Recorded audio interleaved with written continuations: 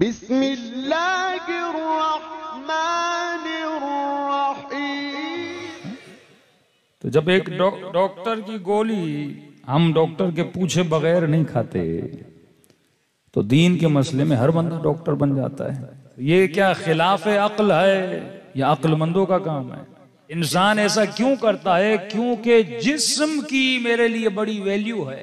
مجھے پتا ہے جسم کے مسئلے میں رسک نہیں لینا، اگر میں تھوڑا سا رسک لوں گا میری موت واقع ہو سکتی ہے، لہٰذا میں اتنا محتاط ہو جاتا ہوں جسم کے حوالے سے کہ 10 ڈاکٹر ڈھونڈتا ہوں، جو سب سے اچھا ڈاکٹر ہے اس کے پاس جاتا ہوں، پیسے بھی خرچ کرتا ہوں، تب جا کے اپنے جسم کا علاج کراتا ہوں۔ لیکن جب دین کی ویلیو ہی نہ ہو، دین کی ارزش نہ ہو، دین کی قیمت نہ ہو، میں ہر مفتی سے، میں ہر مولوی سے دین کا فتویٰ لیتا ہوا چلا جاؤں۔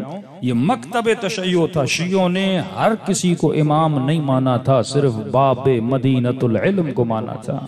ہماری مثال اگر دوسروں کی طرح ہوتی کہ ہر کسی کو امام مانا جاتا، جو بھی منبر رسول پر اسے امام مانا جاتا، ہم نے شرائط رکھی کہ امام کے لیے پہلی شرط یہ آئے وہ صاحب عصمت ہو۔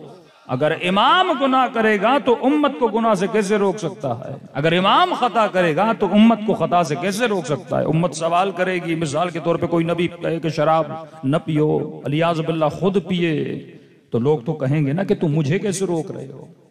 تو پہلی شرط انبیاء کے لیے، اماموں کے لیے، اولیاء کے لیے شرط عصمت تھی کہ امام معصوم ہوتا ہے۔ دوسری شرط امامت کے لیے یہ شیعت میں ہے کہ امام صاحب علم الہی ہوتا ہے۔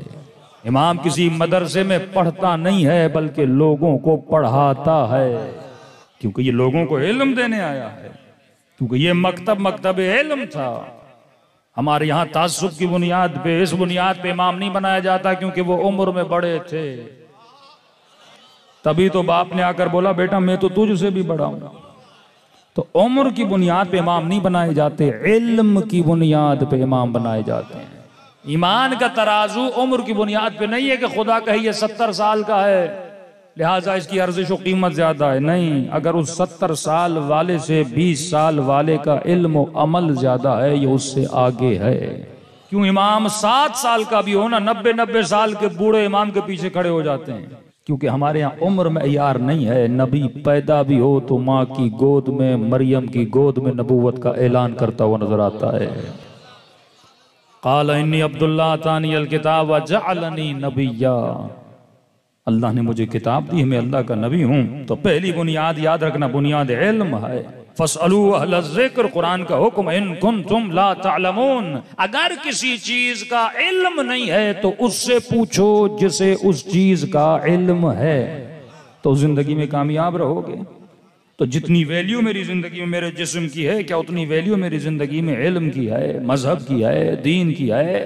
تو میں دین ہر کسی سے لینے کے لیے تیار ہو جاتا ہوں۔ ایک بیچاری خاتون نے فون کیا، کہنے لگی مولانا آپ مجلس پڑھ کے گئے اور آپ نے تھوڑا بہت تقلید پہ پڑھا، تو مجھے یہ بتائیے تقلید ہوتی کیا ہے؟ ایک تو سمپل مسائل کو ہم نے اتنا مشکل بنا دیا کہ لوگ الجھنوں کا شکار ہو گئے۔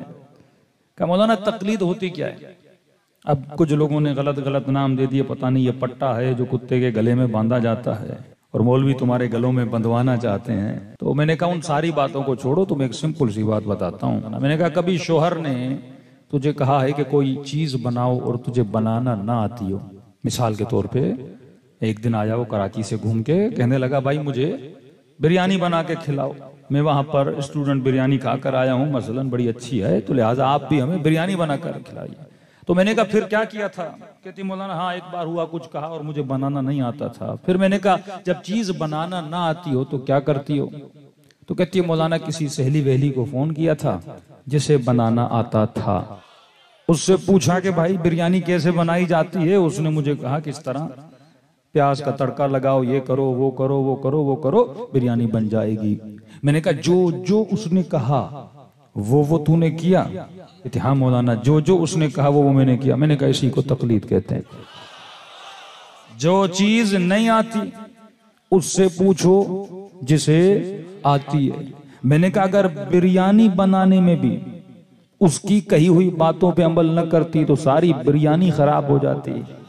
اگر بندہ بریانی بنانے میں بھی صحیح تقلید نہ کرے تو کھانا خراب ہو جاتا ہے، اور دین پہ عمل کرنے میں اگر صحیح تقلید نہ کرے تو ایمان تباہ ہو جاتا ہے۔ کچھ مسائل عقلانی ہوتے ہیں۔ یہ لوگ پوچھتے ہیں مولانا حدیث بتائیے، روایت بتائیے۔ میں کہتا ہوں روایت و حدیثوں میں اس وقت جاؤ جب عقل مضبوط ہو جائے۔ پہلے تو بات ہے عقل کی نا، عقل کیا کہتی ہے؟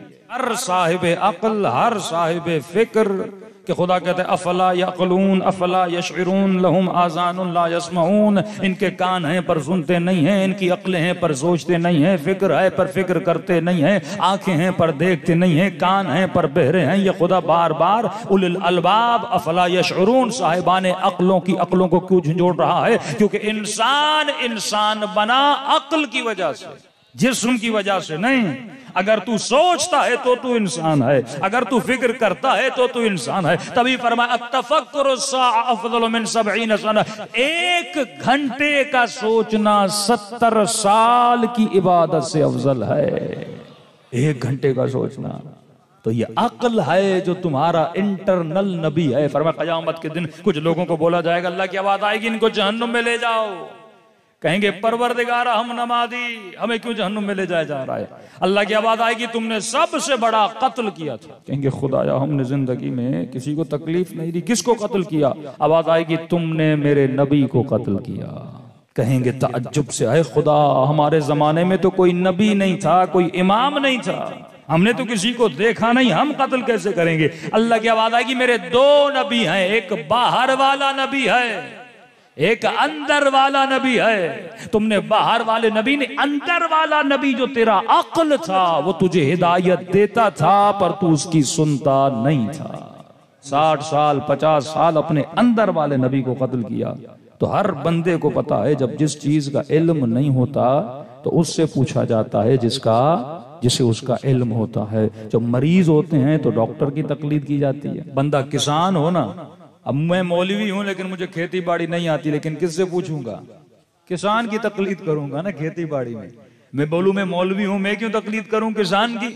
میں تو خمینی کی کروں گا، میں تو بہجت کی کروں گا۔ تو خمینی اور بہجت بولیں گے ہم کسان تھوڑی ہیں، تو ہماری تقلید کرے گا اس چیز میں؟ تو جا ان کے پاس جنہیں کھیتی باڑی آتی ہے۔ تو جو جس شعبے میں مہارت رکھتا ہے، مولا علی فرماتے ہیں کہ اے لوگوں کے تجربوں سے فائدہ لو، کبھی زندگی خراب نہیں ہوگی۔ جو ایک بار ایک راستے سے جا چکا ہے دوبارہ اس راستے پہ جانے کی کیا ضرورت ہے؟ اس سے پوچھو میرے بھائی جس راستے پر گئے تھے کوئی کھڈا تو نہیں تھا، کوئی خطرہ تو نہیں تھا؟ تو مولا فرماتے صاحب عقل کی ایک نشانی یہ ہے، صاحب عقل محتاط ہوتا ہے، یا ایک اور لفظ استعمال کروں احتمال ضرر دیتا ہے۔ شہید مطہری گاڑی میں جا رہے تھے، ایک ڈرائیور نے کہا مطہری میں اللہ کو نہیں مانتا، قبر کو نہیں مانتا، قیامت کو نہیں مانتا، جہنم کو نہیں مانتا، جنت کو نہیں مانتا، بڑی سکون کی زندگی گزار رہا ہوں۔ کہا مطہری تجھے کیا ملا؟ کیا پتہ مرنے کے بعد جنت بھی ہے جہنم بھی ہے، اور تم نے اتنی اپنی زندگی سخت بنائی ہوئی ہے۔ دیکھیے عقلانی دلیل جو احتمال ضرر سے شروع ہوتی ہے۔ شہید مطہری نے کہا اگر کوئی جنت نہیں ہے، جہنم نہیں ہے، تو نہ میں نقصان میں ہوں نہ تو نقصان میں۔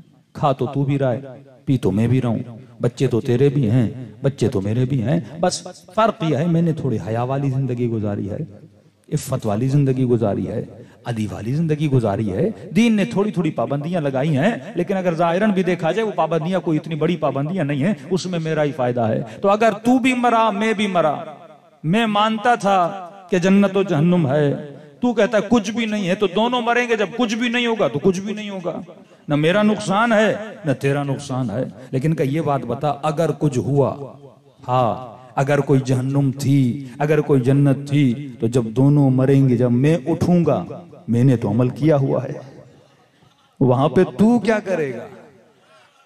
اب ایک بندے کو بتایا جائے نا اب لاہور جا رہے ہو تو اس روڈ پہ بیچ میں ڈاکہ لگ رہا ہے، اب ایک بندہ، اب وہ شاید اگلا بندہ جھوٹ ہی بول رہا ہے، اگلا بندہ جھوٹ ہی بول رہا ہے، میں 1-2 گھنٹے لمبا راستہ لے کر جاؤں گا، زیادہ وقت زیادہ لگے گا نا، نقصان تو نہیں ہوگا۔ لیکن ایک بندہ بولے چلو جھوٹ بول رہا ہے اور خدا نہ خواستہ ڈاکہ پڑ جائے، تو وہ تو نقصان میں گیا نا. تو مولا فرماتے ہیں احتمال ضرر دو, ہو سکتا ہے کہ میرا نقصان ہو. تو عقل مند کی ایک نشانی یہ ہوتی ہے, وہ کیا دیتا ہے؟ احتمال ضرر دیتا ہے کہ ہو سکتا ہے میرا دین خطرے میں پڑ جائے. تو یہ عقل مندوں کی نشانی ہے, وہ کبھی بھی دین کے مسائل جاہلوں سے نہیں پوچھتے, عالموں سے پوچھتے ہیں. صلوات پڑھے محمد و آل محمد پہ.